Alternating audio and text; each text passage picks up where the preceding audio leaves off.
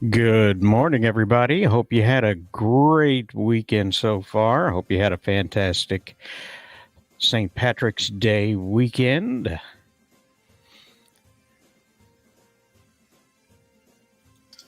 Good morning. Good morning, Warren. How was your weekend? It was pretty good. Met up with friends and just relaxed. That was it. Anybody pinch you for not wearing green?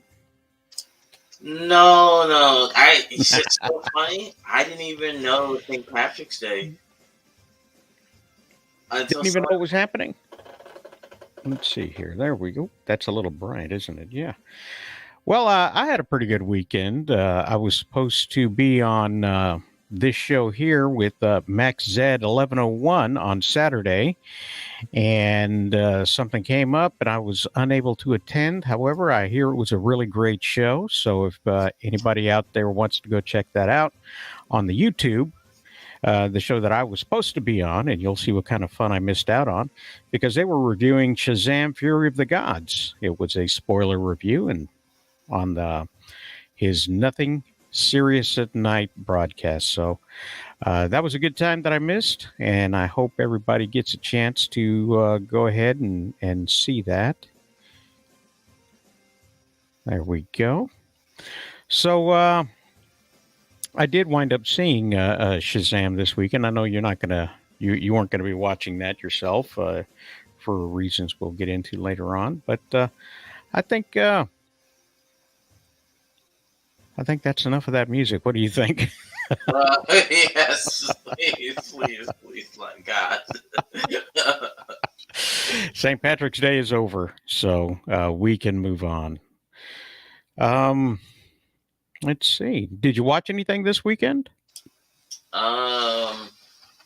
Well, I watched League as always every um week. I watched the league for the European side, pro side. So I watched that.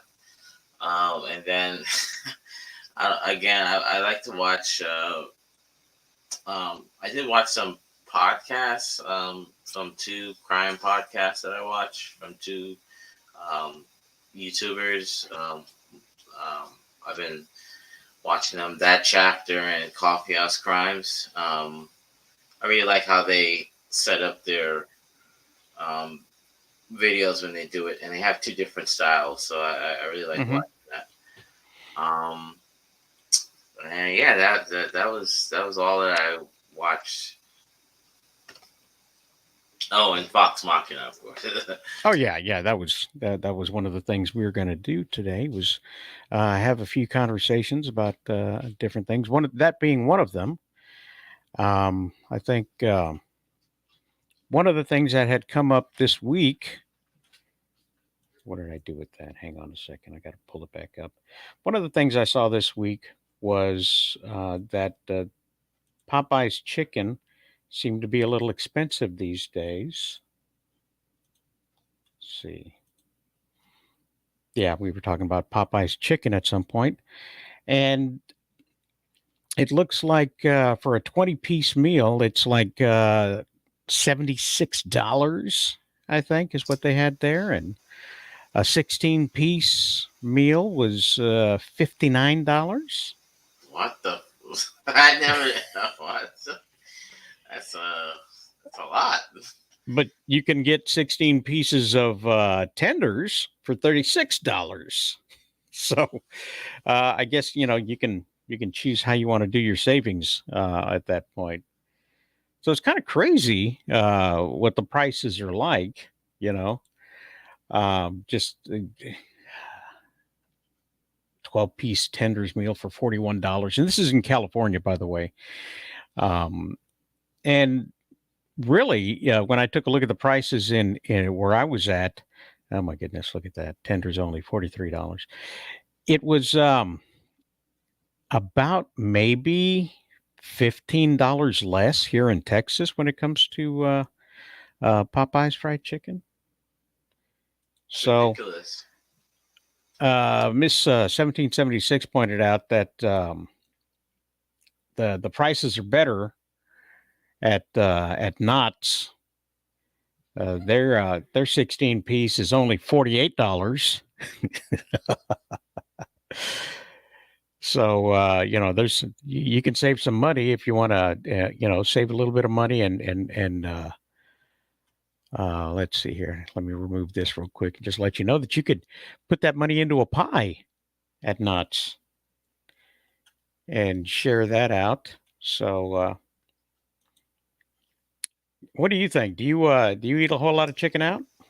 I eat Popeyes.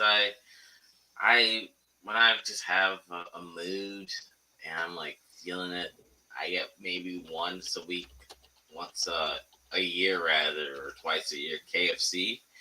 But it's mostly Popeyes. I used to try the chicken place, Royal Fried or Kennedy Fried, but it's just not the same good chicken. So and I don't like Church's chicken because they're too salty. It's like drinking salt water. So it's really Popeyes. I get Popeyes at least once a month now, as compared to back in the day where I would get it like every other day or once a week. So that adds up. Do you Chillmonger? Do you eat chicken in Canada? Is that a dish There's they serve? Popeyes, there's Kentucky Fried, they got it all. Churches. I'm a fan. I like Popeyes, but that smell that comes out of Kentucky Fried Chicken is like unique, It's unbelievable, that smell, I think. Miss 1776, how are you with chicken? Do you go to Popeyes or do you stick with Knott's? I do go to Popeyes, but right now we're really like mostly at Knott's with our passes. So, I mean, I'm telling you, the chicken, if you ever get a chance to come down to California, Knott's has the best fried chicken. I've It's like a never. recipe they've had since the Depression. Like, that's how old the recipe is. Wow, depression chicken. I know it sounds weird, but like, I guess the only thing that's removed is they did remove the lard. So that's the only difference between the chicken then and the chicken now. Well, I tell you what, we're getting close to everybody eating depression chicken nowadays with the way the economy's going right now. Is the economy any different in Worse. Canada? Everything worse. you have. When America coughs, Canada catches a cold. That's a good one. That's say that. awesome. When America coughs, Canada catches a cold. Lovely, lovely. No wonder you guys dealt with the virus a little heavy. You may hear some things in the background. That's because my kids are enjoying themselves with headsets, and so this is a kids in the background edition of Super Sunday Special. One of the now things they know whose kids it is. Yes, those are mine. They come in all kinds of shapes and sizes, and as you can tell, they get out and about with other people, germs and whatnot. So one of the things I thought would be interesting to do is to talk to some folks who maybe want to make their own chicken at home. You can buy the quartered chicken yourself, but it's a lot cheaper to buy a whole chicken and quarter it up on your own. Just slap it down the middle, cut off the wings and legs, and then you can brine your chicken. This is the secret to most of the chickens you buy at restaurants. You can really tell when they brine their chicken because the chicken is nice and tasty and juicy and flavorful. If it's bland and the flavor's on the outside, it's because they didn't brine their chicken. So that's one secret. You just basically concentrate your ingredients in a pan, cool the water, let your chicken rest for about 24 to 12 hours, and pat it dry, and then cook accordingly if you're going to do that. But if you want to deep fry your chicken, you'll want to mix your flour with your favorite seasonings and spices. A little trick the Chinese food restaurants have is to put a little cornstarch in there. So that helps to raise the browning temperature of the flour, and it makes it crispy. And if you add a little bit of baking soda, it also adds some bubbliness to it while it's frying so that it creates air pockets inside there, thereby creating a crispier chicken. So you dust your chicken inside the flour, add a little bit of that flour to your eggs, and then dip it in there and then back into your flour. And this picture just illustrates breadcrumbs. But then you take that and you fry it up. You can deep fry it, and you'll have a better tasting chicken and more affordable chicken than you could afford. Anybody else got any secret recipes for chicken? No, I have what not to do. So I'm not allowed to give any chicken advice according to a bunch of different people. Miss 1776 says deep fry for 15 seconds, no less, and then serve immediately. You know what? I do have a tip. Buy it and tell people you made it. That's what you do. Go down to Knott's, get the bucket, dump it on a fancy plate. You're done. You're good. $48 for a bucket at Knott's. Saves you money. You can buy a pie with it. So, anybody else got any chicken? Warren? Killmonger? No, it's I like buttermilk. I always add buttermilk so when I make my chicken. Yeah, that's the only thing. But I like it nice and kind of sweetish. So buttermilk to your chicken recipe. That's about it. Buttermilk. That's good. I know some places like to do that. They'll actually brine their chicken in the buttermilk and then take it straight from there into the flour and then right into the deep fat fryer. Nice and crispy. So, oh well. Anybody notice that Quentin Tarantino has only made about 9 films? Didn't he say he wants to do like 11? 11 or 10, I think, is what they had said. That's but weird. he believes that directors only have a certain number of films in them, at which point they start to revisit some old tropes and start treading old water and become less creative. Really? It depends what time you start, your ability to evolve. To just say you have 10, only a Sith deals in absolutes. I don't believe this. This sounds like he is trying to come up with a standard. That's what it sounds like. Because aren't there some directors out there that has gone over that 10 film threshold and are still making money and produce and still relevant but not producing garbage? Yeah, but some people, I guess they do wind up making garbage, and then selling their entire system, their ecosystem to Disney. Lucas? You reach a certain point where you stop listening to people, I think is his concern, because you get a certain amount of power and then you wind up doing everything yourself. Now, I love the idea of collaboration, being able to listen to people and have them give you advice and tell you how to do things that make mistakes. And it doesn't hurt to try it and see if it works. The very first cut of Star Wars was practically unwatchable until his wife at the time came in and edited it back down to something that was completely brilliant. I mean, the story was there. He just couldn't fully realize it. And then it won all kinds of Academy Awards and everything else. And then he came back and started, pardon my French, but he started dicking around with it and adding special features and changing the length and putting scenes back in that didn't really fit in the first time around. And yeah, you mean improving it and bringing it to a modern audience. That's what you mean. Absolutely. Exactly. Yeah. 100%. So the Library of Congress wanted to include it in the records, and they wanted to put that Star Wars film, that very first one, into the Library of Congress records. And he sent them the revamped version, and they said, no, we want the original one, the one that won the Oscars. and he never sent it to him. Yeah, that's what I'm talking about, George Lucas. Yes. You know what? I don't care about no Library of Congress. That's such a like old concept. A library. Who needs that in the digital age? They do that. That's a symbolic thing. You know. You know, it would have been preserved for generations to come. And, you know, he decided, no, that's not the one I want people to remember.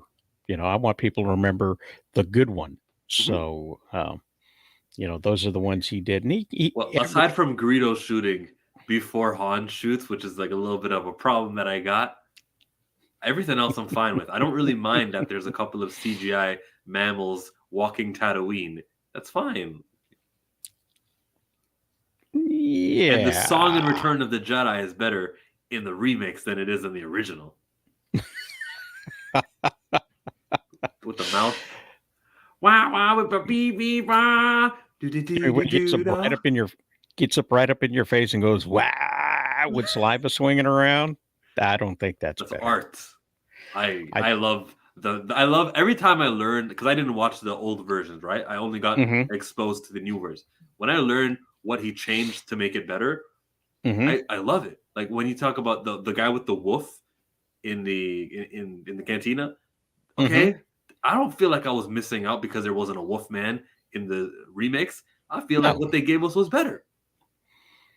I think you need to respect the work that went into the Wolfman mask, because it wasn't just something bought off the store shelf. You know, these guys worked very, very hard on these non-articulate slip over your head masks. I mean, there were a lot of creative people that were their work that was recognized by the Academy is just pushed to the side. You know, I don't care. I don't value the Academy and what they just decided was good. I value Chillmonger, and Chillmonger says that wolf did look like it was bought in the store. Okay. Okay. I can pull it up. Well, there we go. So let's see here. Let me hide this real quick. Quentin Tarantino's final film is coming as filmmaker readies the movie Critic. Sources say that the Once Upon a Time in Hollywood and Pulp Fiction filmmaker has written a script that he's planning on directing this fall. The filmmaker behind some of the most indelible movies of the past 3 decades, Pulp Fiction, Once Upon a Time in Hollywood, among them, is putting together what sources say is being billed as his final movie. The Movie Critic is the name of the script that Tarantino wrote and is prepping to direct this fall, according to sources.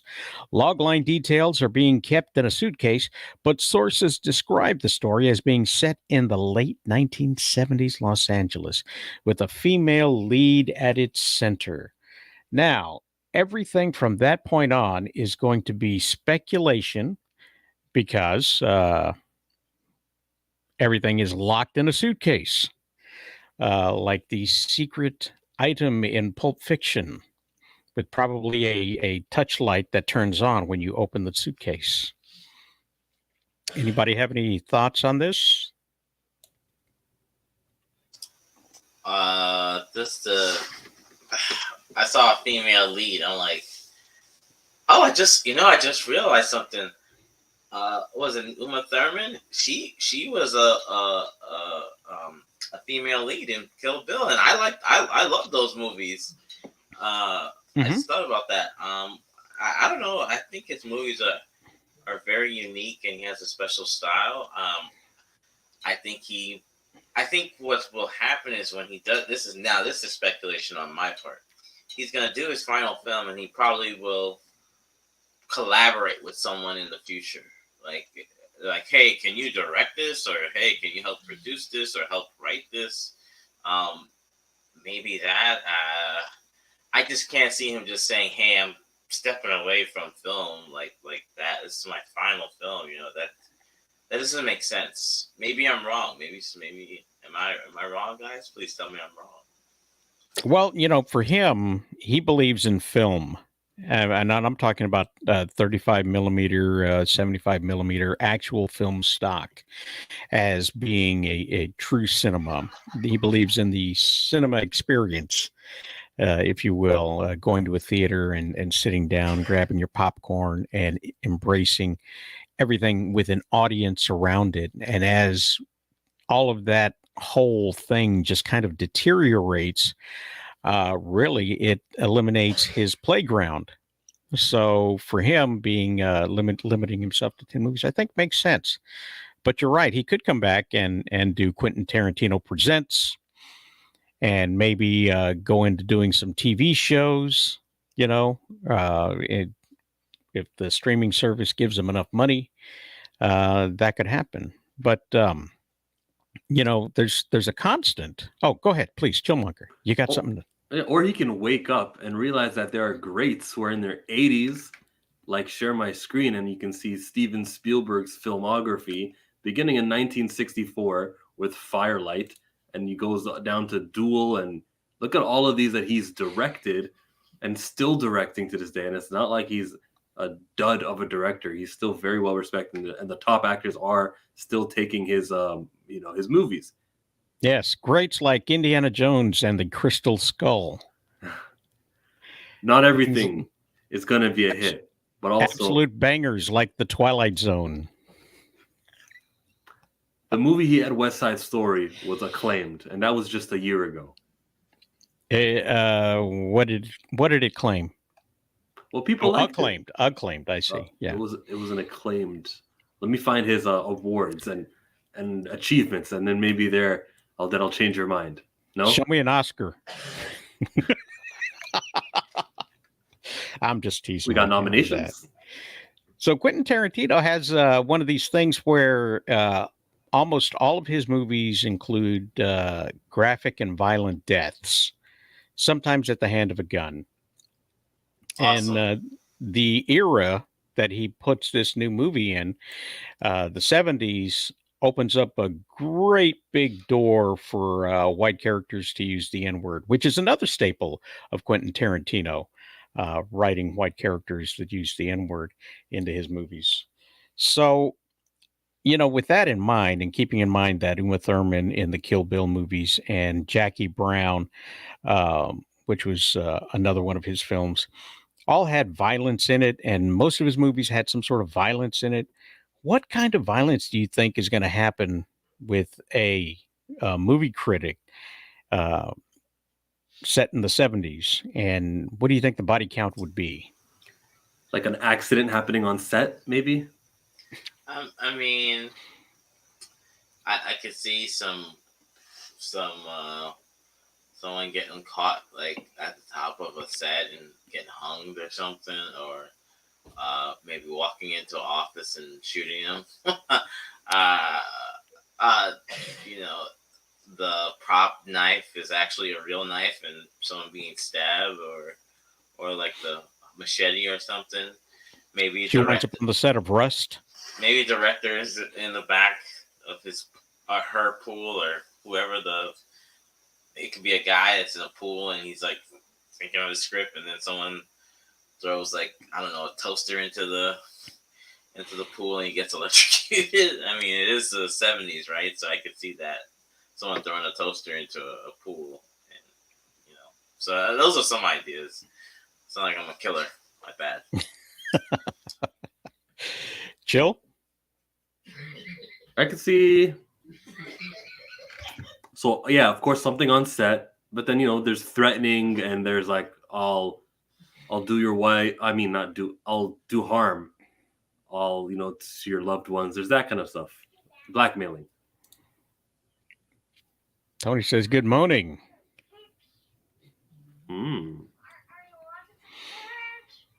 Miss Lady?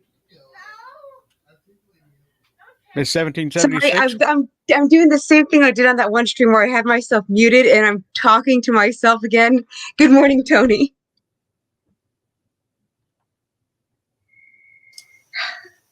Yes. Now you're muted. We were taking turns.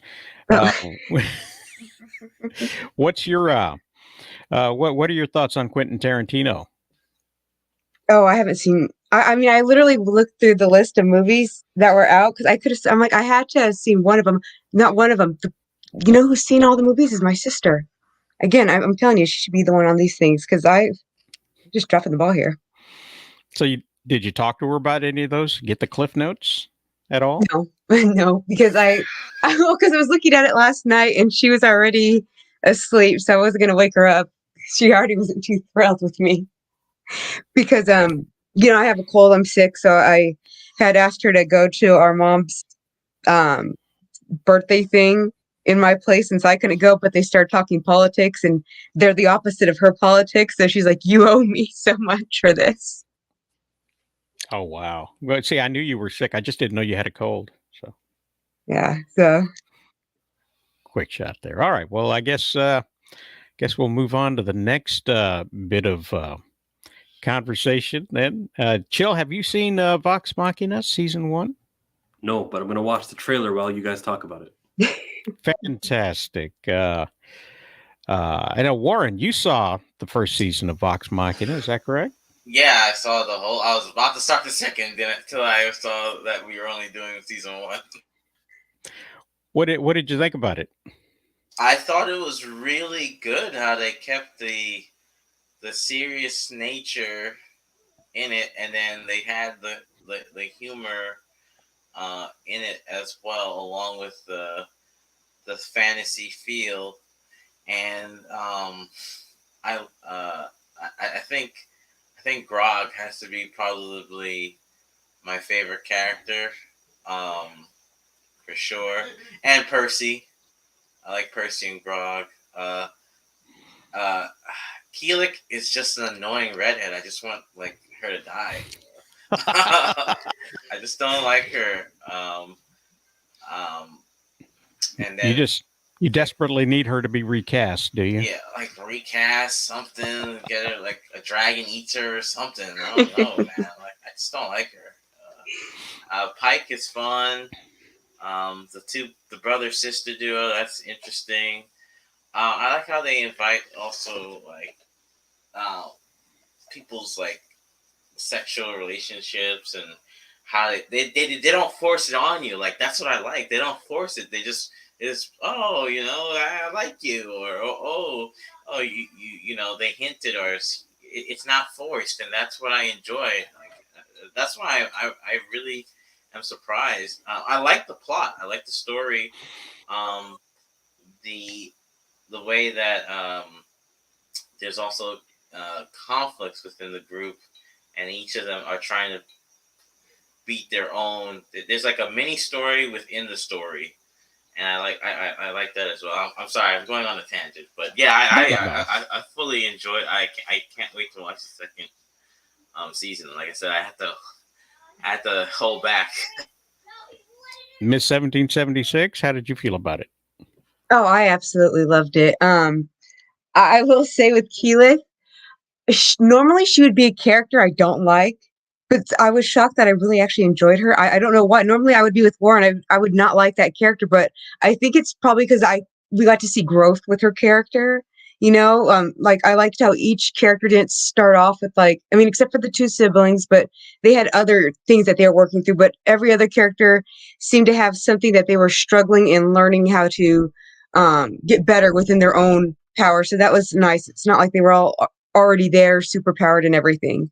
I would say I agree with the whole sexuality thing. Everything, it flowed normal. It wasn't anything weird. Even the guy who was the shopkeeper, I loved his character, and they weren't afraid to play with it too. Sometimes I think that's why these characters come off stiff, because they're afraid to kind of lean in and be silly, or just be treat it like a normal thing, and not treat them like, oh, we have to put them on a pedestal. So I think that's what really made these characters all lovable. I don't think there was a character I didn't like. I think they were all done very well. Yeah, the thing about this particular series is that it's based off of a role-playing game by these guys, Critical Role.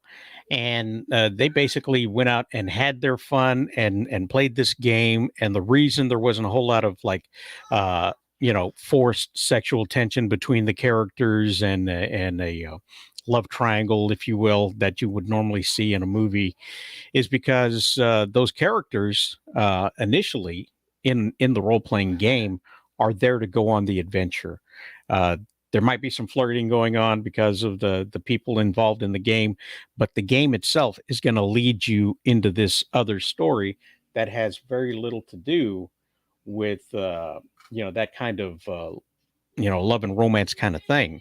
So what you have is basically these guys, they played a game. They're all voice actors, by the way, and they all the people that played the game wound up voicing the characters in the animation. They're all voice actors. They're all in Hollywood. They created a Critical Role together as a team, and wound up turning it into $1 million industry. So they make millions of dollars a year on by streaming this for people to watch, and they've been doing it for almost 8 years now. So they've got a lot of content to mess with, and so that's why this cartoon, as it's presented, has these unique characteristics that you normally wouldn't find in storylines these days. You don't see people being oppressed for the reasons that you see people being oppressed in movies these days. You don't see people relating in ways that you see people relating these ways, because it wasn't built on that. It was built to go on this adventure and kill dragons and kill bad guys. The initial idea of the first campaign that they were fighting vampires. So quite interesting. I found it. Chill, what did you think of the trailer you watched while we were talking? Well, they started it off like, oh, an epic show, and then all of a sudden someone dies because a rock lands on them, and it's all fun, and there's a lot of swearing, and they're trying to do a twist on what you're used to. I've seen these kind of things before. It's not full on South Park, but the tone that it's giving is like is one that I can't really get behind, because I know that you'll go for jokes more than you'll go for story. Well, with the trailer, I would agree with you. However, with the show, it takes itself just a little bit more seriously. It's not quite South Park. It's kind of the same way that they presented the Orville as just another slapstick comedy, when really it was Star Trek. You get my meaning on that? So the trailer doesn't do justice to what the series does. Okay. I would even say the first few minutes of the even like the first few minutes of the first episode doesn't, you think it's going to be like this funny story, and then suddenly it starts to get really serious. So I enjoyed how they were actually able to balance, because those are two very hard emotions to balance, and themes to balance, is that funny and serious, or like that serious drama. So, but yeah, I haven't seen the trailer, but I do know that the first few minutes of the episode I thought was just going to be like funny and silly. Well, if anybody out there is watching that can comment on this, please do. We'd love to hear from you out there. I got a poll going on the YouTube, and it looks like the poll right now has. Let me look at the poll. It's did you see Shazam 2? The answers are yes, no, and gonna wait for streaming. And right now, as it stands, 100% of the pollees will wait for streaming. So there you go. That's so bad. Did you see Shazam Fury of the Gods? Yeah, I liked Shazam. It was an end of the sequel was exactly what I expected it to be. Mm-hmm. Maybe even exceeded a little bit of expectations. It was worth seeing. People waiting for streaming is such. Now, don't do this disservice to you. Go watch this movie if you're into superhero stuff. Watch this movie and make sure that DC continues. Well, I will say for me, I was telling my friend, he said, "Are you going to see Shazam?" I said, "No, only because I'm just not." I didn't watch Shazam till it came out on And do you regret that? Do you wish that you would have seen it in the movies in year 2019 in March? No. Sorry, that's a very quick no. Because I have nothing against Zachary Levi. I think he's a great actor. I think Shazam is a well done character. I think this was well needed during that time when it was just grungy, dark Zack Snyder, blah blah blah. You know, every film has to be dark and gritty. But I'm more interested in the Flash, so I that's my hurrah, as you said last week, Rosales, with that. With if you really want to support, and that's a character I support. I don't support Ezra Miller's behavior. I support the character. We're not going to get into that. You're being very anti alternate dimension right now because. So I'm going to support the Flash, and hopefully it's going to be a good movie. Yeah, you got to support all of them with lightning bolts in their logos. Static, everybody. Yeah. Okay. No. And honestly, James Gunn's. I was gonna wait till James Gunn started his stuff, but I said, you know what, I'm gonna see the Flash movie because I've said it before. I'm gonna go see it, and because I'm a big Flash fan.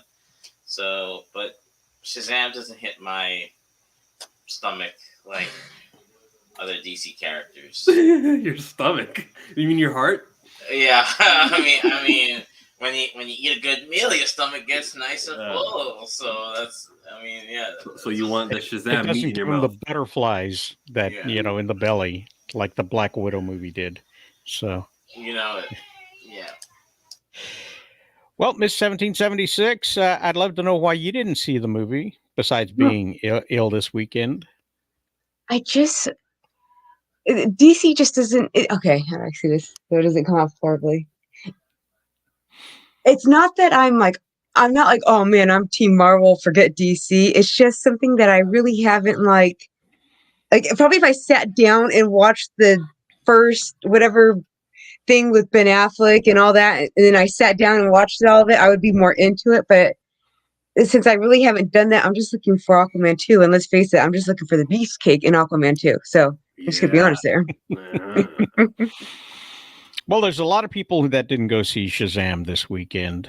And according to Yahoo News, the movie opened to 11.7 million on Friday, including 3.4 million in previews for a projected weekend of around 30 million. Now, what they had wanted to go for, or what had expected to going into the weekend, was 35 million. So that's a deficit of $5 million on the expected weekend gross.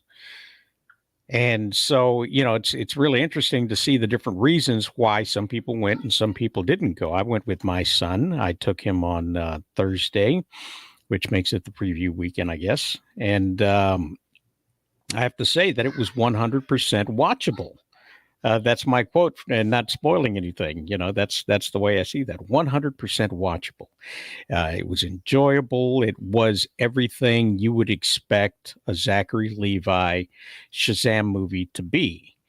And it didn't really take too much away. It took 15 seconds for an agenda and no more, and they didn't lay on it, and they moved on, and that's fine because they used it as part of the plot, part of the joke. They laid the seed. I know what I'm talking about.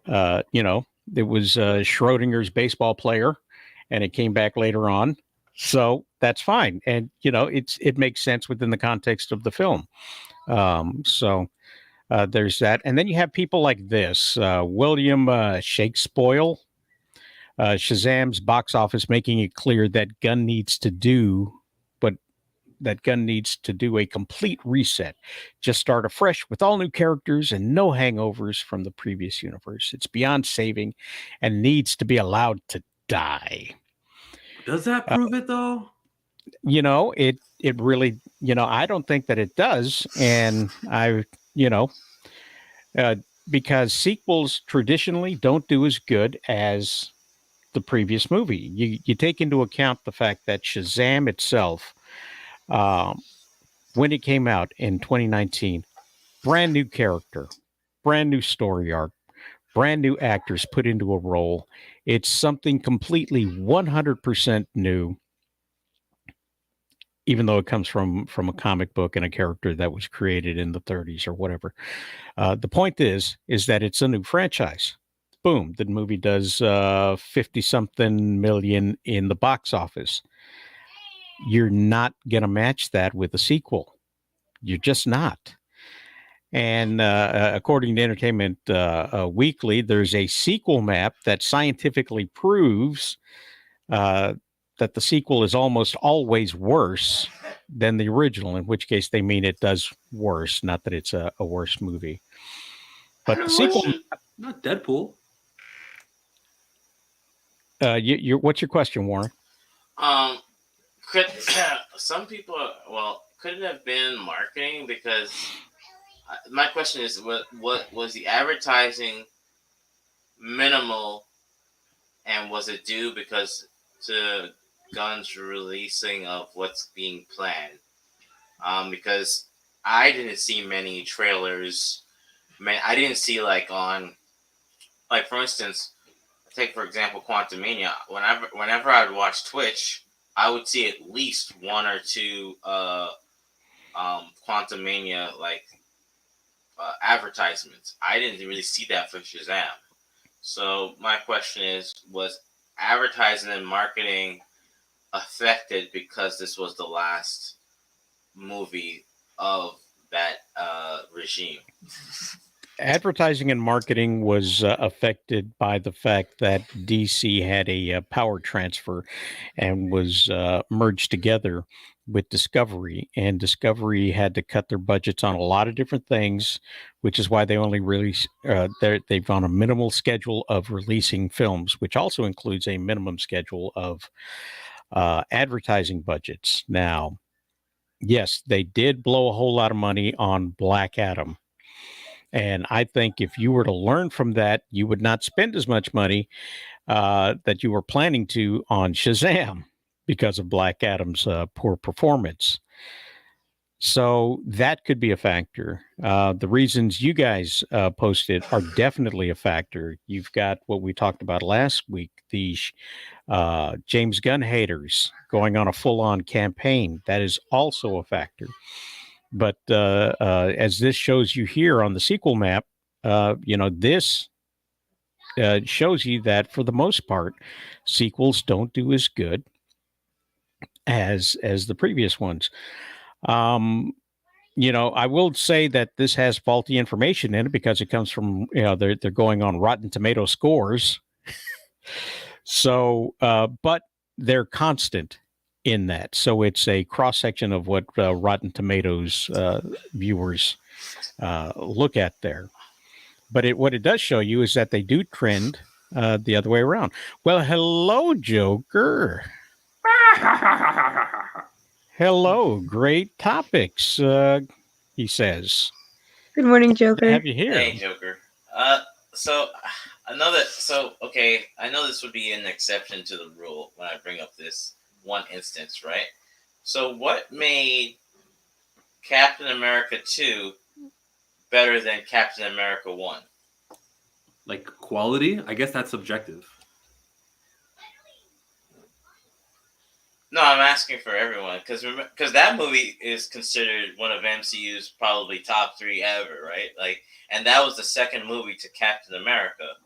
And well, there's a huge difference. In one, it was like government rah, and then in the second one, it was let's have doubts. And personally, I am more likening to the second. Well, I think Captain America is here, and the others are here. That would be the difference. I don't know if you can see that or not. Yes. I don't like this, though. I feel like you should only be using superheroes. And when it comes down to the X-Men, second made more. Deadpool, Ant-Man 1 compared to Ant-Man 2, Ant-Man 2 made more. Quantumania, not so much. That's a little different. Thor Love and Thunder, I think it made less than Ragnarok, but if you had a Chinese release, maybe it would have made as much. We don't really know. For the most part, though, Marvel movies have been making more in the second. I don't know if Aquaman 2 makes as much as the first one anymore. I got my doubts because of the Black Panther Wakanda Forever movie made less. Of course, there are circumstances for the difference between the two. Huge circumstances. They didn't recast T'Challa. What else? There's really not that many in the superhero genre where the sequel makes less. I wish after 30 years of superhero movies, I wish I had a chart up about sequels. But I don't have one of those. Let's see what Joker says. Funny enough, I'm seeing a similar thing. You got to read it in the happening. Voice. Oh, no. I'm not doing his voice. I'll let Joker do his own voice. He's perfect at it. But funny enough, I'm seeing a similar thing happening with Shazam 2 as it happened with Alita when it was released. A movie that everyone went to the theater, was enjoying, and the tomato score rating went up and down until it eventually leveled at 60. It's kind of interesting to see that Shazam 2 is going down kind of the same route. I actually enjoyed Shazam 2. I think you found it just as watchable as I did. Yeah, same here. So everybody who's seen it is enjoying it. I kind of got a sneaky suspicion that people that are complaining about it have not seen it. And those that are waiting on it will probably enjoy what they see on streaming, I believe. But yeah, there's been tons of articles written. Excuse me. How many bad faith articles or people who will give it a low critical score just because of the Pedro character? This is when you start having to scratch your head and being like, are people really not for the movie, or are they just like so strongly, their feelings are so strong without spoiling movie points, but do they really just will say anything now just to say this movie's bad? Look at that. The gauntlet's been thrown down. You can't do it. I believe you. One day I'll get the Joker voice out of you. One day we'll have to have a Joker joke off. Whoa, hey now. Yeah, I'm sure that there are some people that are downvoting it simply because haters gonna hate. But I think for the most part, people that are, if they're going to be honest with themselves and with everybody else, the honest ones are the ones saying, hey, I really enjoyed it. Because I don't think anybody went there expecting to enjoy it. I think most people went there expecting to do the hating or just take their children. I took my son because he wanted to go. I was going to be, right there along with Miss 1776 and wait for the streaming. But my son wanted to see it. I took him to see it, and we had a great time. We had an absolute blast. So there you go. But yeah, it's been some people will use this as a reason why we can't have female villains. What we need is to have more men.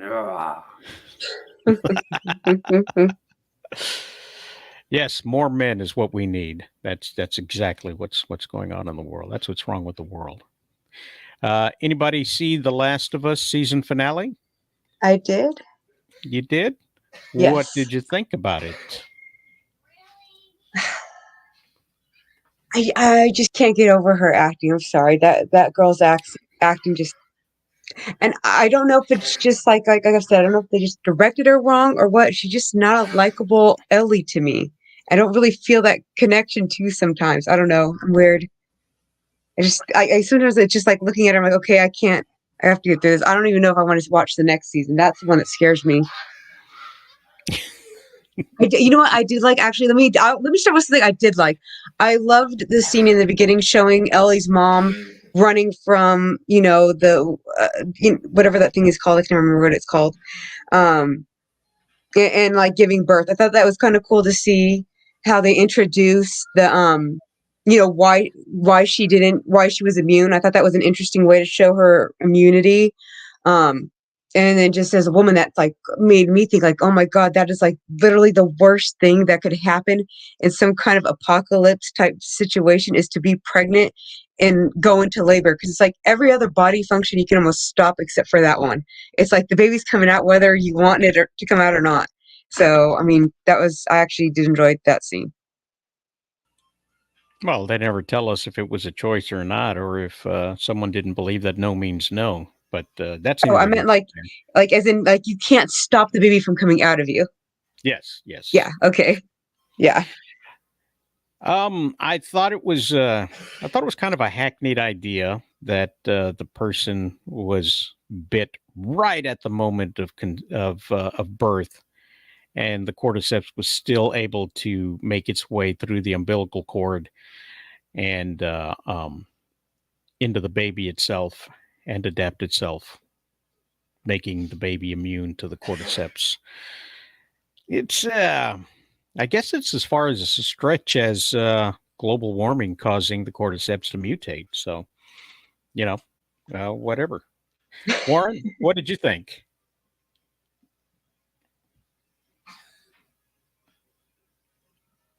Oh, is his thing muted? Yeah, his thing is you're muted, Warren. Can't see your lips moving because you got your lightning bolt there.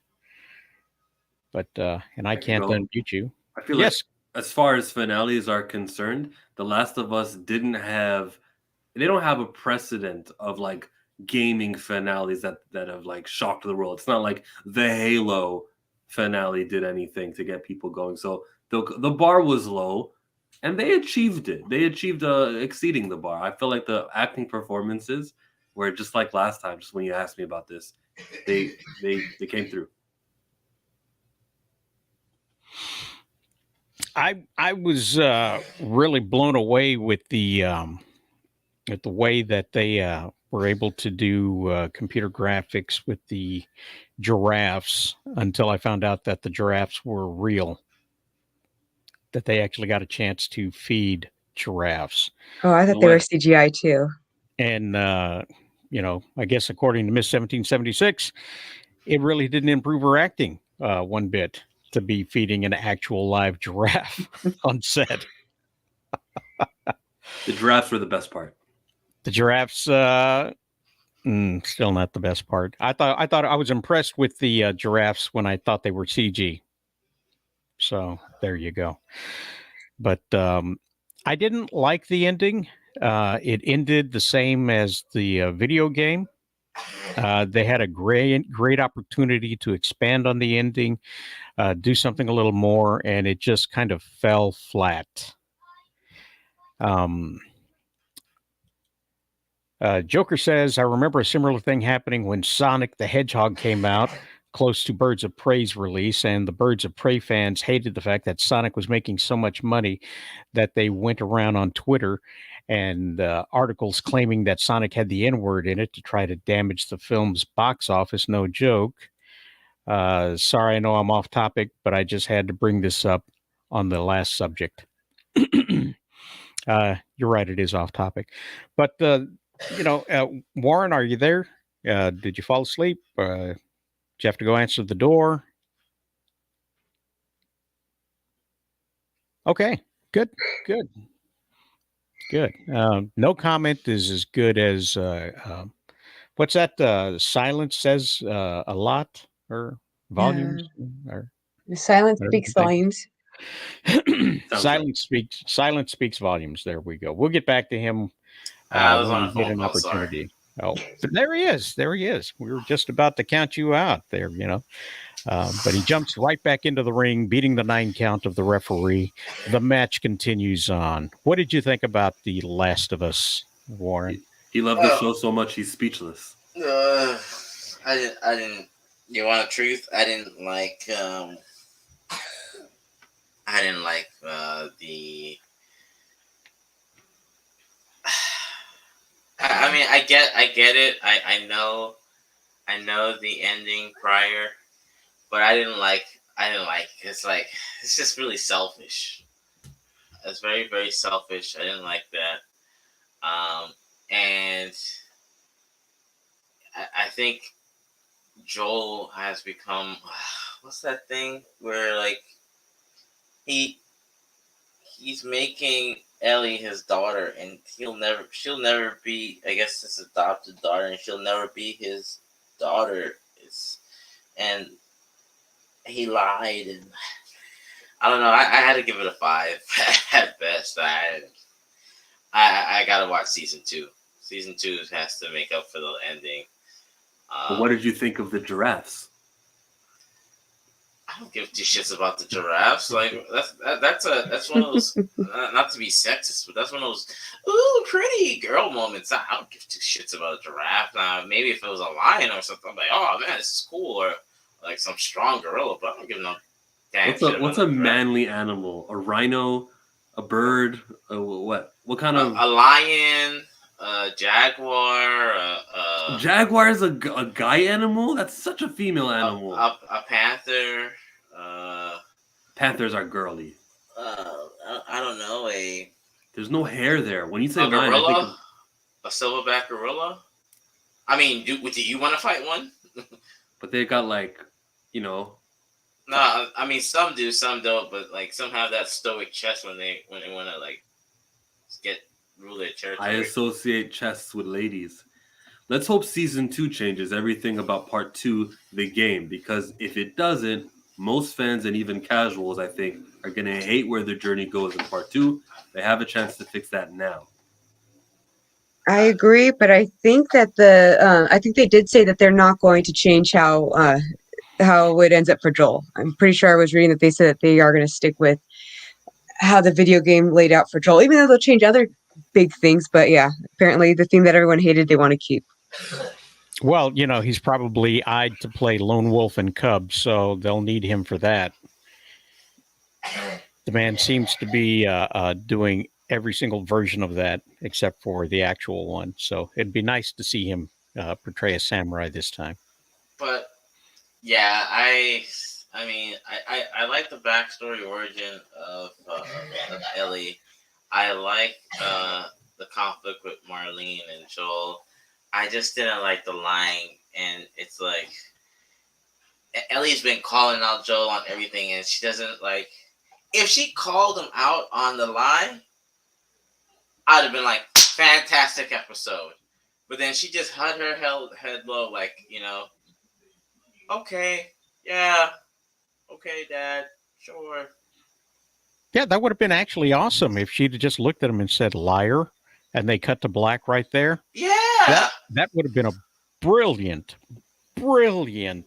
season finale, because it would have left it on just a little bit of a cliffhanger, and you wouldn't have known what's going on. And then, season 2 starts up with her saying, yeah, okay, let's go to town. And now you know that there's something that's underlying. It's seeded there. They're still going to go on about their business into season 2, but it's really just played out right there. I mean, sure, they want you to believe that she didn't believe it, but and she's supposed to be disingenuous and read between the lines. But her acting skill isn't there yet where she can do that subtext. I didn't much buy the way that it played out, because it sounded like she did believe him, even though everybody knew that Joel was lying to her at the time. Let's just say this. I'm not a big fan of the original game for many reasons, but the story was its best attribute. So if a show can do much better job with the game than the game did, for me, I welcome it. Awesome. Because how old is she in season 2? In the second game, how old was she supposed to be? I have no idea. Warren, I know she's supposed to be kind of close to an adult at that age. Yeah, she has to be like probably hitting 20, 21, because she's 17-ish now, like 16, 17 around this time. Well, they did age her up for the show, and the actress herself is in her 20s. She's in her 20s? Yeah. Yeah. She's I thought going to she look was a like kid. that forever. No, she's always had that look. She's going to have that face forever. Oh, she has that thing. I don't know about that. What thing are you talking about? Gary Coleman had that thing where it's like that disorder where they look like kids for their whole life. No, I don't think I so. don't think she's got that. No, Oh, okay. no. She just has that baby face. She's wearing one of those breast suppressant things, that they put on people to minimize their a chest binder. Yeah. I mean, like even if she had it, she still looked like a kid. I don't know. Her face just looks very childlike. Yeah, and she will look like that until she's a granny. So. Oh well, now I don't feel so bad about knocking her acting. You guys could have told me that a little bit earlier. I'm like trying to be gentle and tiptoe around it. Yeah, if you see, I think if we were to pull up other movies you've seen her, because I definitely seen her face in other stuff prior. I definitely seen her in other movies and shows. I just can't put it. This is the only show where I can like say, "Oh, I've seen her." Like I can't find that. Game of Thrones. Yes, yeah. She was in Game of Thrones. Yes. She was one of the people in the North, one of those families. Oh, yes. That's right.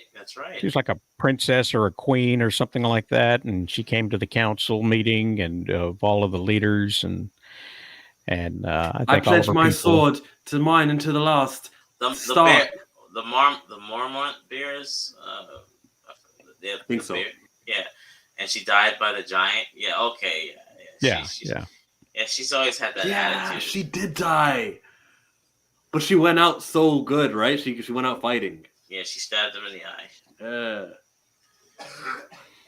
Yes. Exactly. Got stabbed in the eye. Okay. Joker, thanks for confirming that. Love it. All right. Well, this is all of this talking about the Last of Us and the way the climate of society seems to be degrading itself made me think about the Hunger Games. We've got our politicians slowly mutating into Gotham City villains. I'm sorry, that's so good. And let's see.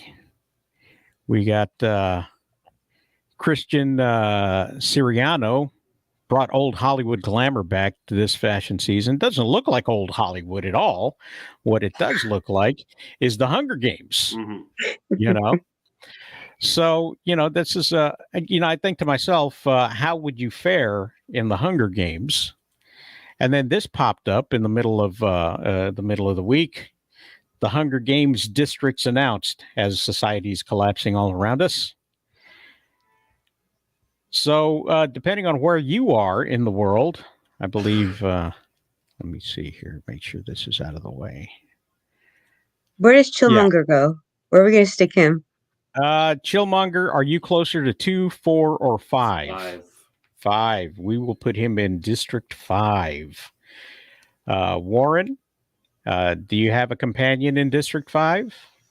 Or are you in your 4? No, I know 5. I'm 3. And I think the state of the rebellion right now, I think 3 would whoop 5's ass.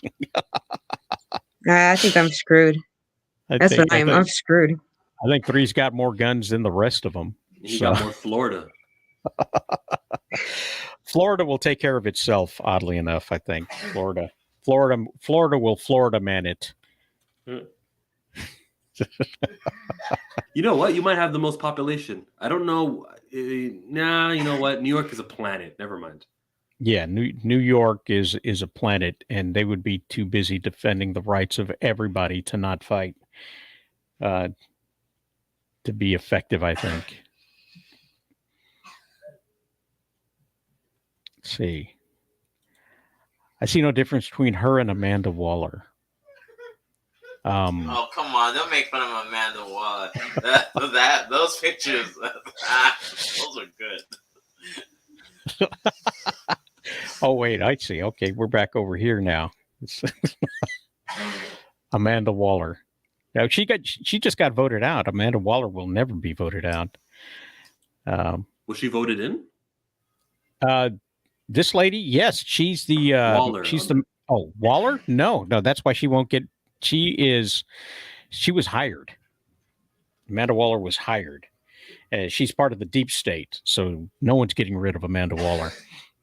But this lady, Lori Lightfoot, was voted the mayor of Chicago, and she wound up getting not making the cut when it came down to reelecting the mayor of Chicago.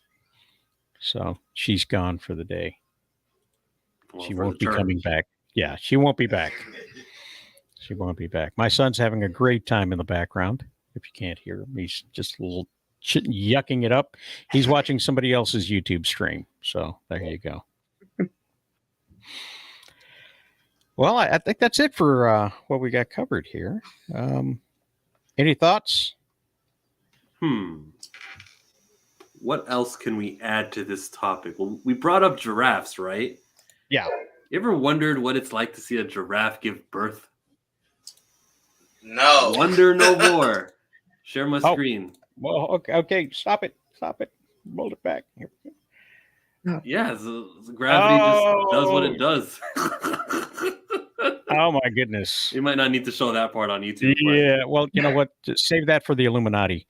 They'll make a party drink out of it. What?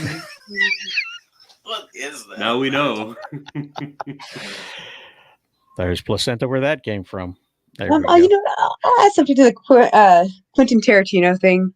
I think when an actor or a director knows when to cut it or wants to pull out because they don't think that they can keep on producing gold, I respect them for that. I know people get bummed out, or they're like, "Oh, you could still good." To me, it shows that they actually do care about their art and their profession, and they're not like, "All right, let me just squeeze every little bit of money I can get out of this." So I got to give it to him for that one. And with give it Shazam, I'm sorry. Go ahead. You go. Oh, I was just going to say that what he's doing is. Oh, I'm sorry. I got distracted here for a second. That's okay.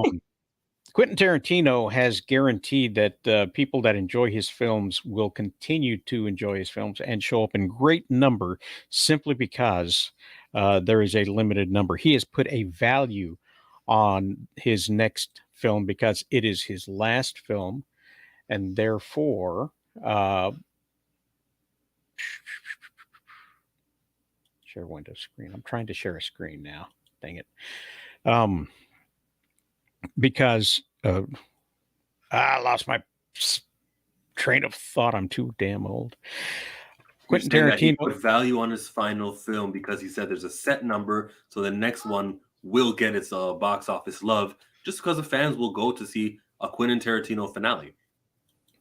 And he doesn't have to commit to that. He can lie. He can say, "Yeah, this is my finale." A couple years later, I had the bug and I wanted to do this new story, and this story was so important it made me come out of retirement. So that'll be the new selling point. Not only do I need a nurse, I need Chillmonger to hang around with me and explain what it is I'm saying. Very well put. Very well put. If you listen to Quentin's words carefully, I think it's pretty obvious what he's probably going to do with his future and career. He might stop directing films, but I don't ever think we will see him stop writing, so other people might decide to direct his work. He's a writer, though, and through. Producing, I could see him doing as well. It's all the same, writing, producing, screenplay, directing, just because, I think directing maybe is the most hardest. Wouldn't you guys agree? That's the day-to-day kind of 3-month, you're plugged in. But the other stuff is movie making also.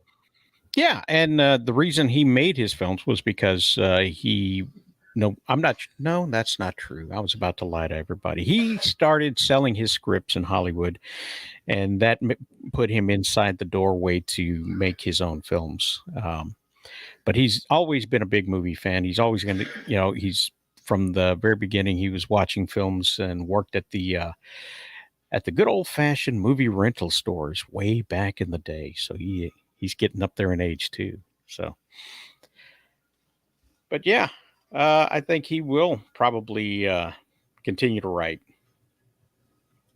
Let's see. Exactly. Yeah, directing, having to be able to micromanage every little detail is definitely the hardest job. But yes, I could see him holding back in the director's chair to focus on the writing desk. The question is, who's going to be willing to direct it? Who's going to be willing to produce a Quentin Tarantino film without Quentin Tarantino? Who's got the guts to put his words on the screen as they are written without changing them for a current day audience? I don't think there's anybody out there. There may not be a market for his writing without him actually sitting in a producer's chair. And so I think you're probably going to have him producing and writing without sitting in directing. Okay, one topic of conversation is streaming and how it's biting into the movies. So right now, Shazam is in the movie theaters. We've got Scream and Creed and 65. John Wick is on the horizon. There's Quantumania as well. What an afterthought. Wow. And Cocaine Bear. If you want to go to the movies to watch a movie, a lot of these waiting for streaming is like the realistic thing to do, because we know that each of these studios has HBO Max or Disney Plus. So we know, like, yeah, whatever, it's really not that urgent. We can sit this one out. I think that then there's movies like Avatar, which is, that guy knew he was not going to put it into streaming right away. There's movies that are destination, and Shazam, I'm sorry, is not that. It is an HBO Max bound property, because we just saw what happened with Black Adam. It's going to hurt it. There's a lot of movies that are going to step into its box office gross, like that are already out now. Because if you think about it, Creed is getting so much love. That movie is going to be eating while all these other guys are there. And then when John Wick appears, as long as John Wick is good, that's going to generate a lot of the money that could be going from that 18 to 35 male audience to them. Or could it be that people are just very, very burnt out from the comic book genre? They could be burnt out, sure, but it also has to do with we could always wait, because you've taught your audience to wait till it's on streaming. So they have. With Wonder Woman 84, with Zack Snyder's Justice League, you've told the audience your comic book stuff is streaming stuff. Even the John Cena show, that's a streaming show. Like, you've told your audience, get used to the stuff on streaming. It's not box office anymore. They devalued it themselves, both Disney and Warner Brothers. Well, but if the pandemic doesn't happen, do these movies, regardless of companies, do they do much better then? The COVID lockdowns never stopped WandaVision, Falcon Winter Soldier from happening. There was a plan.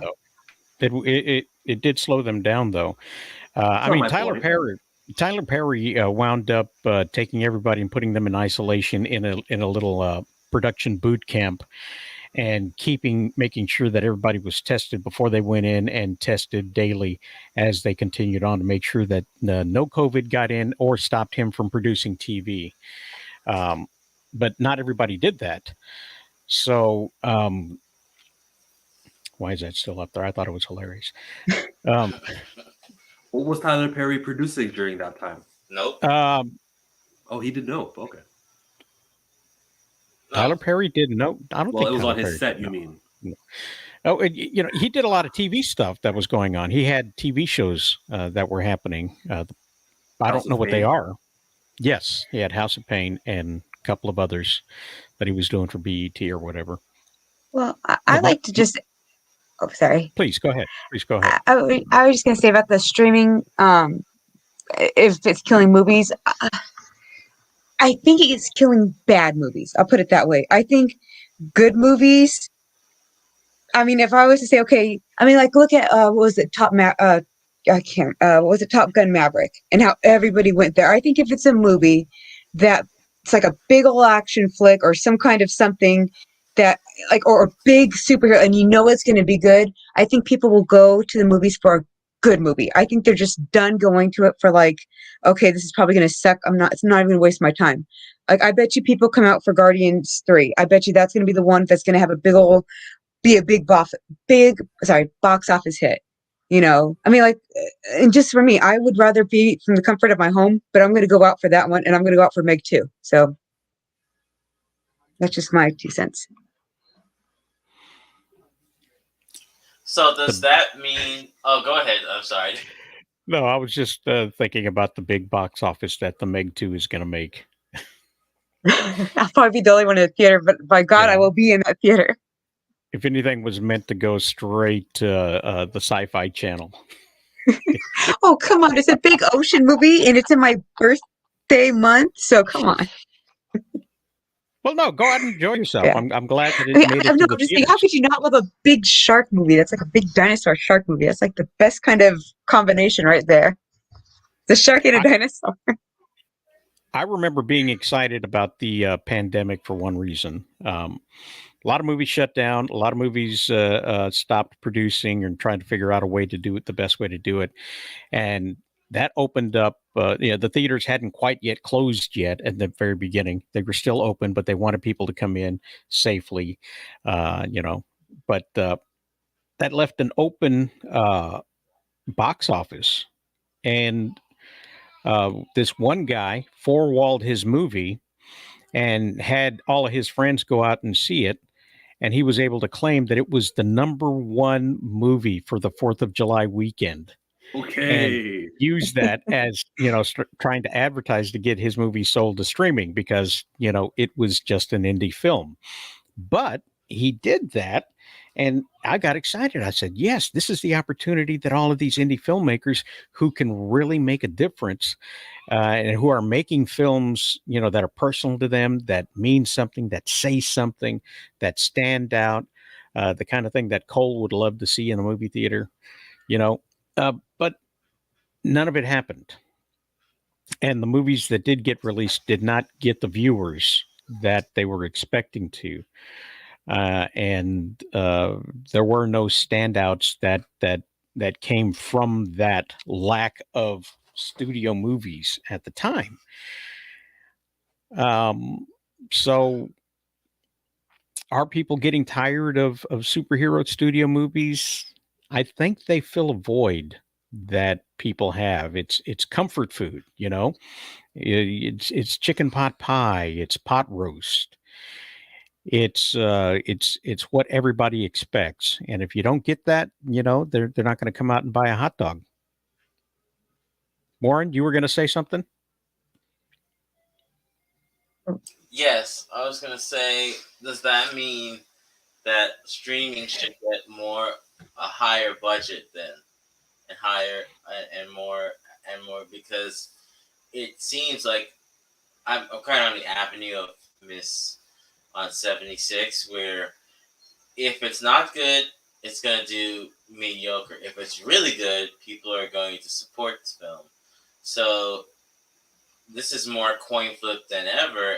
So why not just say, hey, let me get a star-studded cast, a good, series or whatever for a show, or it doesn't have to be, comic book, of course, and just put all my eggs in my basket on into a series now for a streaming service. Like make it a high end. I think what Amazon tried to do it, but with the Lord of the Rings, but that was gonna botch anyway with what the debacle they went through. But you get what I'm trying to say. Yeah. The thing with Marvel Studios as a production company is I think if they have to make a non-comic book movie, eventually they will. But Marvel Studios is a comic book movie company. And that's been that is their lifeblood right now. And as you can tell from people that are angry on the internet, they want what they want when they want it. They're used to getting their way, and they're used to having familiarity, in their entertainment. Marvel Studios has taught us that you can make a TV show and place it in movie theaters, because that's what it is. You watch because you saw the teaser trailer from the last movie. You enjoy the movie, and if you don't enjoy the movie, you're going to stick around to the very end to watch the teaser trailer for the next movie, because it's an ongoing series.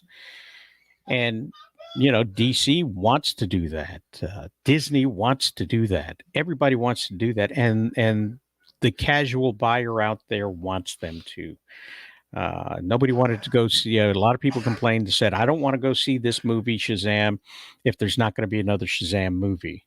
That was a literal complaint to the director of Shazam, who said, "If you don't, there won't be another one." So there you go. See, that's the thing. It hurts DC. It hurts them it hurts the superhero genre when you don't pay money to see a superhero movie, even if it's a dead end, which is like a horrible position as a fan to be put in. I don't want to be in that position. I want to promote things with continuity, and I know I'm not getting what I want, which is a movie with continuity. But how do I? I mean, if they did something in this movie that offended me, like I don't know, like some insensitive mass deletion of people, I would be like, no, there's no way I'm going to pay money to see this. I don't care if it's a superhero movie or not.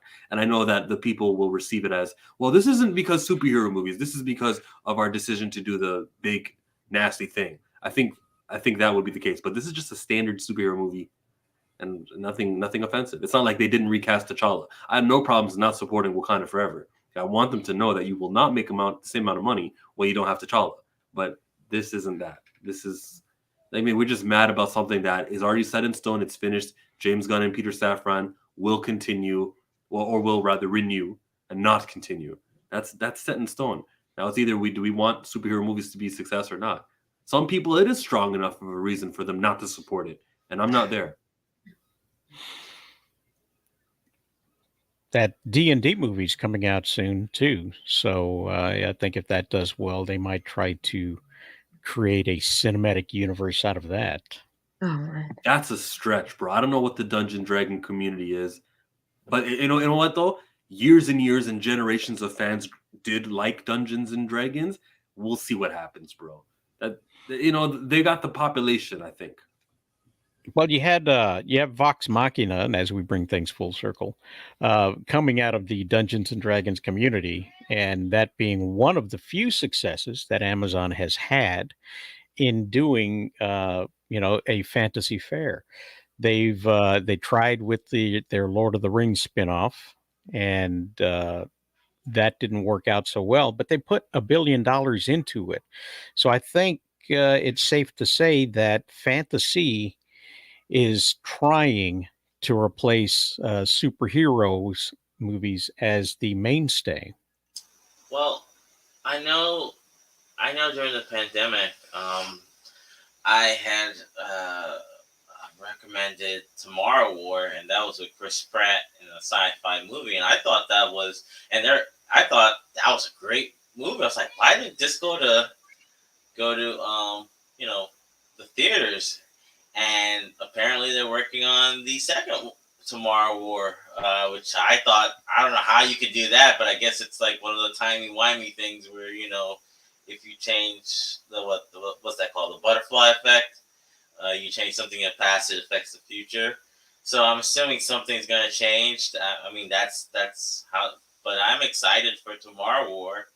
I'm excited for, I guess, Prey 2 when that comes out. So there's stuff, but it's funny. Like, we're getting good stuff. Like, and Gray Man. I thought Gray Man was good, even though people gave that a lot of black on Netflix. I thought The Gray Man was another good action thing with so what's that guy? Ryan Gosling, right? So I think it's weird. We're getting good stuff, but it's hidden under the streaming service. But then we're getting the movies that we think are going to get good, but then they're just shoved, and that they're going to be on the streaming service. So maybe the companies need to figure out how to don't even know if it's market, but just make each of them stand out on its own better. They're having a hard enough time as it is because the whole streaming service, um, the experiment is almost over, and it's not good. Streaming doesn't make money when it comes to a paid service. It makes more money as a fake cable alternative with advertisements and and and live channels. Tubi is one of the standouts. They have commercials. They don't have any subscriptions. They have on demand and quite the library. Freevee is Amazon's experiment into that as well. So they're looking to do what they can to try to make some money. But the other streaming services, the holdouts, your HBO Max, your Peacock, Netflix, Paramount Plus, Peacock, Paramount Plus, Disney Plus, the holdouts are trying their best to not include the commercials, but they kind of have to because that's the way they're going to make money, which means that the streaming services are becoming cable again. Cable, exactly. And people are starting to do with the streaming services what they did to cable, which was abandon ship. And now you got people. I don't know if you guys remember the old movies where you had all these sockets and these cords, and people would be making phone calls, and they'd go from this one to that one to connect.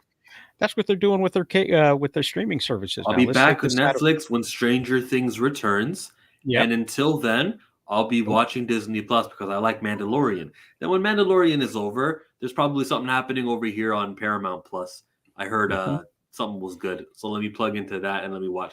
Oh, just in the nick of time, let's go back to Netflix because there's a new show. Plus, since I was away for 5 months, I can take in all the other stuff that they've been doing because the library is there. It's stagnant. It's not like things leave. So streamers or the companies that need to understand they are not the place we go for first run content. You guys can be the libraries. So take your shows that are valuable, like your Marvel shows, and put them on ABC on Sunday at 9:00. And Disney has Star Wars also. Mandalorian can be watched there, and then an hour after it airs, put it on Disney Plus. You will not interfere with the markets of the cable people versus the streaming people. They're different people, and they don't even mind. People who watch streaming like the convenience of it. So if you just have it air on TV, you can get all your TV advertising dollars. You can have it at a reasonable hour where the word of mouth and the people talking on Twitter, and you can make it an event, and people will come over to people's homes to watch the new thing. They can record themselves, and there's a lot of benefit to having it at a reasonable hour. If you have it on Disney Plus also right afterwards, then it doesn't affect anything at all. People will continue watching it in the same pattern they watched it before. And now all of that money will be justified on the budget because of the TV ads you get from people who make a destination viewing. And they're not doing that. They're just shooting themselves in the foot because they think that because it's exclusive to Disney Plus, and this goes for the DCs too, Peacemaker could have been on television. Because it's exclusive to their streaming service, that makes it valuable. No, it doesn't. To who? Try the opposite. See what happens. You'll actually make more money. I wound up getting a month's worth of HBO to watch Peacemaker. But I think at Paramount it was Peacock. Peacock did something interesting. They debuted the first episode of one of their streaming shows on broadcast television so that you could get hooked in. And then, if you wanted to watch the rest of it, you could watch the rest of it on their streaming platform. What a great idea. What a halfway my idea and halfway the old way. It's just advertising. You want to see more? Come on, join Peacock. No one's going to be mad at that. Just giving it exposure. Yeah. What show was it? I forget because it was a couple of years back. Now they do that with their streaming shows on their streaming platform.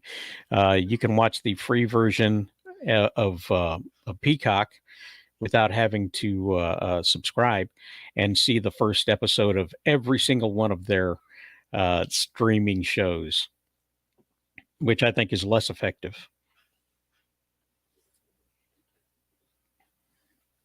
Miss 1776, you got any thoughts, or are you Well, I know being kicked Yellowstone. off? I think you're being blocked by people on Twitter right now. Is that Well, correct? just one person. I didn't even respond to them, and I think they got upset because I didn't respond to them, and because I had left my thing on their page. I just had saw that it blocked me. Like I didn't even say anything to you. Well, I mean, works for me. Oh, you know what? I do have something to add.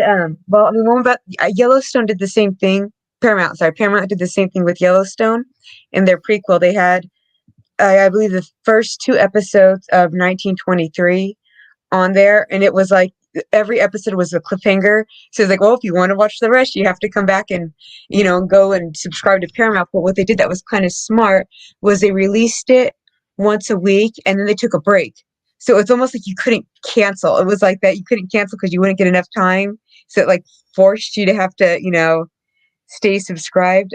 But yeah, about the chicken thing, I didn't get to add this. Why eggs are so expensive and chickens, and like how it seems like they're just running out of chicken. It has to do with, I guess, people are raising their own chickens now. Did you guys already discuss that? Am I like a day late, dollar short over here?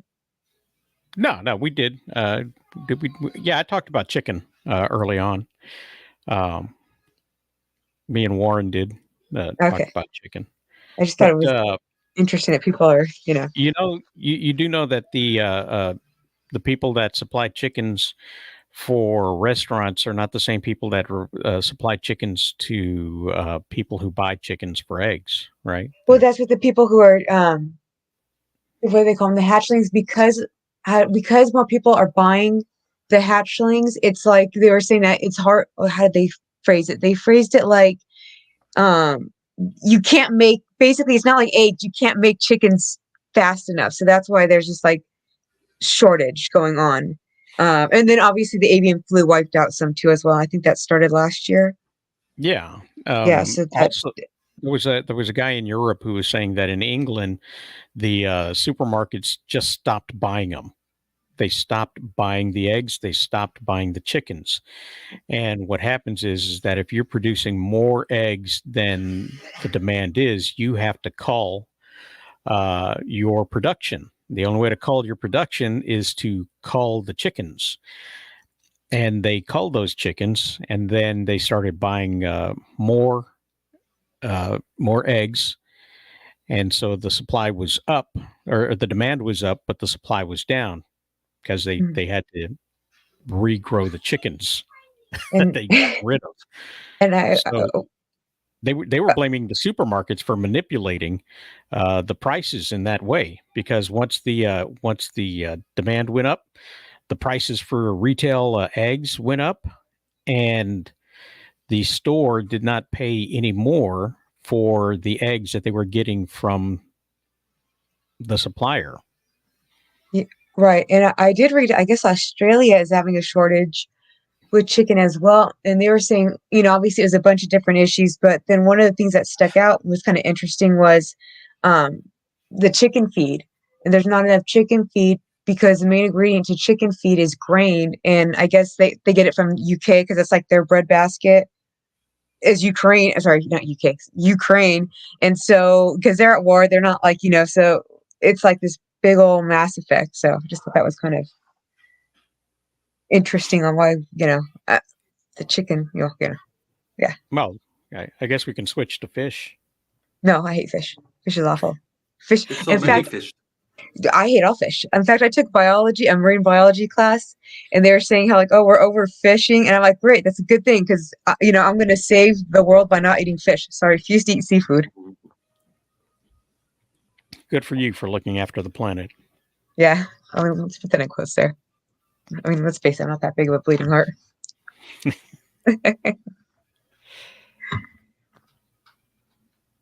Well, okay. Well, there we go. What's next? I got nothing left for anybody else. I think we covered all of the topics pretty good. Vox Machina was an enjoyable show. Apparently, they make terrible trailers. Shazam: Fury of the Gods pleased everyone who's seen it. So they apparently can't please everyone because not everybody went. HBO The Last of Us ended their season. Good on them. And I think I'm the only one who would survive the Hunger Games, and I would get all the chicken I wanted. So that's that's a Well, quick. the only reason I wouldn't survive is my own district would probably off me. Oh yeah, yeah. Yeah. I wouldn't even get a chance to fight. But one thing that's interesting before I let everybody go is that The Last of Us had 9 episodes. Mandalorian has 8 episodes, and one of the reasons why is because the quality of the visual effects and the production of these shows is so much higher than a broadcast TV show. And so you can only afford to do so many at a time when it comes to things like that. And it takes a little bit longer to produce those shows. So streaming, having original shows for streaming is really, really harmful to streaming channels. And there's just a ton more content out there, just like there was during the pandemic before this theater shut down. There's a ton of stuff that can be out there that is of quality that a lot of people still aren't seeing because there's a ton of stuff out there that people are seeing that just doesn't have the quality. You're right. Half the people that talk about Tubi talk about how wonderful it is, and they're watching this show over again, and they're watching this series over again, and then half the people are saying, "Looks like this guy made it in his garage."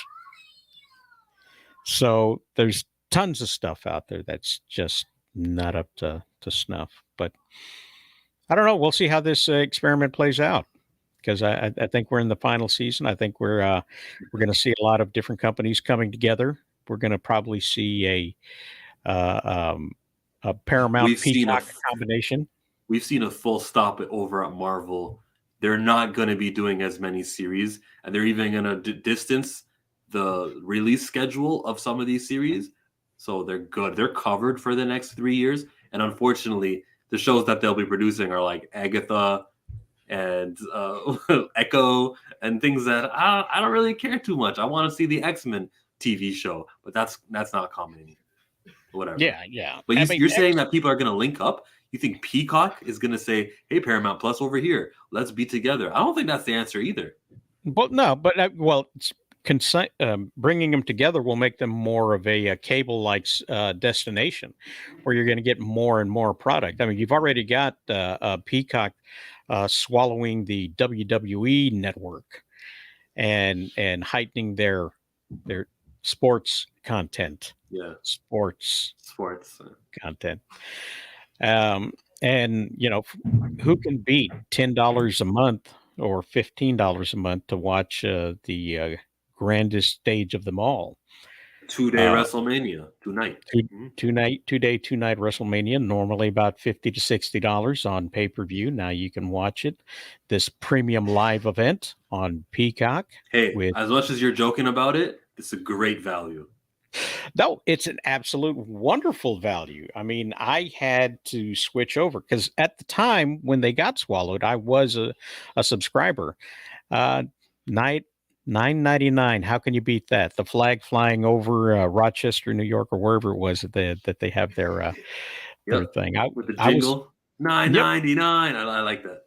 So I was there for it, and I was sad when Peacock took over and they weren't set. They didn't have all the content. They didn't have all of the capabilities. They didn't have the pause and the rewind or whatever it was. There's a lot of kinks. And when you have Discovery Plus taking over most of the content of HBO in that little merger thing, you're going to see a lot of those same growing pains as well. But I think that's the future of it because you're just not going to be able to afford it. I think Disney probably won't.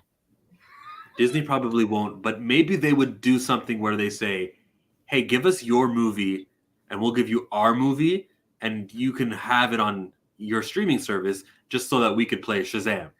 Like, we'll give you something that's equal to Shazam, about the same amount of box office gross, about the same amount of budget and reception. Here, take our movie and you can play it on your streaming service. We get to play yours on ours. No one's going to pay anybody anything. It's just a trade, and we'll make more customers happy. And one thing to remember is that Netflix, as big of a monolith as they are, have reached their cap, essentially, in worldwide distribution. And they themselves were not birthed in this particular model. They were born out of selling and renting discs to people through the mail that they would send to people's homes. So their business model has changed more than once and will most likely change again to suit whatever this next iteration of streaming is. So, if that means merging with one of the competitors, I think they'll do that to create a Tubi style destination for people. They did something earlier where they got Sony movies to first premiere on Netflix before they go anywhere else. For 2 years, they have the exclusive rights. That's a great deal that they made. Because Sony doesn't stop making movies. Yeah. And Amazon as recent as a couple of years ago bought MGM, which makes 007 a Prime exclusive. So with their Freeview or whatever it's called experiment going on as well, and that, I guess, garnering attention, who knows what we're going to see? I know what we're going to see. Netflix is going to make their own movie studio. They're going to be called N Studio, and movies will actually appear in the movie theaters, and then 3 months later, they're on Netflix to stream. So they'll benefit from theatrical release, and they'll benefit from, this is the exclusive place you get to watch it on home. That's what they should do. Well, they're already executive producing films like the Ryan Johnson films, the Onion thing, the Glass Onion deal. Ryan Johnson again? Oh, the Last Jedi guy. Yeah. These movies are coming out in theaters and then going directly to Netflix. So I think that is probably what they're going to do for a little while, at least, is produce a lot of these original content films. Boom, put it in the theater for a couple of weeks, come to Netflix and see if they can make any extra money that way. But that hasn't been working so well for Warner Brothers in releasing their films and then bringing them directly to streaming within a few weeks. Exactly. So, I think that particular experiment might be played out as well. Warren, your thoughts? Agreed. Does they have the right? No, I wanted to gather my thoughts. I think you guys covered it. That's why I didn't really have anything to say, to be quite honest. I think you guys covered all the major points for it, so I just agree. Oh, I just was curious who had the rights. Sorry, I was just curious who had the rights to Stranger Things. Is it the Duffer Brothers or does it Netflix? I'm going to say that that's Netflix. The idea came from the Duffer Brothers, but without production money, it's meaningless to hold on to the rights. Because in LA, I know that they do have some kind of, I don't know if it's a pop-up or what it is, but it's like a Stranger Things. They call it an event or thing where you can go through and they kind of scare you and they have like the merchandise. So they might go to merchandising, which is what usually the smart channels do. They just, make whatever they can off the ads and everything, and then they go and sell crap. Do you think the Yellowstone is going to have any kind of pop-up experience where you get to milk cows? Or no, but they already do have really good sponsors. They have some really big sponsors, actually. So that's how they make their money. And yeah, I get it was a joke, but I'm just saying they actually do have some. Sorry. I think probably we're going to see a lot more of that kind of sponsorship and tie-ins. Back in the old days, when TV was just getting started and nobody knew what was going on, you would have the Colgate Hour, Colgate being a toothpaste. and then they would do a variety show or whatever it is. And that's probably a good way of getting some of your production money before the show starts to come out. Is to go ahead and brand it in that sort of way. Or like they did on the Red Skeleton Hour, where he would do like a skit and incorporate whatever the product was.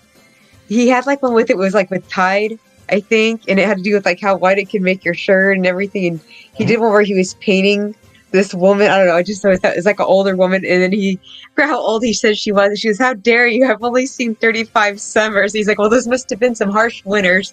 I swear, I just love that joke.